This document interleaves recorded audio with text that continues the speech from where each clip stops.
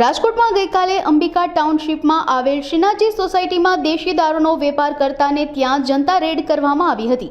રહેવાસીઓ દ્વારા મનપા કચેરી ખાતે રજૂઆત કરવામાં આવી હતી। ત્યારબાદ સ્ટેન્ડિંગ કમિટીના ચેરમેન જયમીન ઠાકરે સ્થળની મુલાકાત લીધી હતી। જયમીન ઠાકરે રહેવાસીઓને ખાતરી આપી કે ગેરકાયદેસર બાંધકામ દૂર કરવામાં આવશે। દબાણ હતું તે કોર્પોરેશનની જગ્યા અને રોડ પર કરવામાં આવ્યું હતું। અધિકારીઓને દબાણ દૂર કરવા સૂચના આપવામાં આવી હતી। રહેવાસી અંકિતાબેને જણાવ્યું હતું કે અમારી એક જ માંગ છે કે ગેરકાયદેસર દબાણ કરેલ છે તે દૂર થાય। દબાણ દૂર થશે ત્યારે અમને મનપાની કામગીરી પર સંતોષ થશે।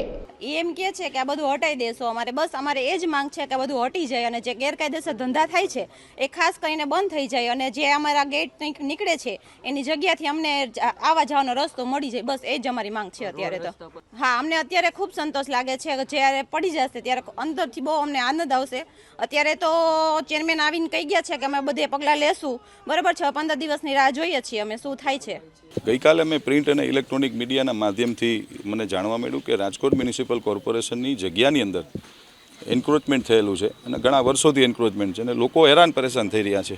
ગેરકાયદેસર પ્રવૃત્તિઓ પણ ચાલી રહી છે અને આજના રહેવાસીઓ અહીંના સ્થાનિક એ બધા લોકો આજે મને લગભગ 200-300 સોસાયટીના વડીલો, માતાઓ અને બધા બહેનોને મને મળવા આવ્યા હતા।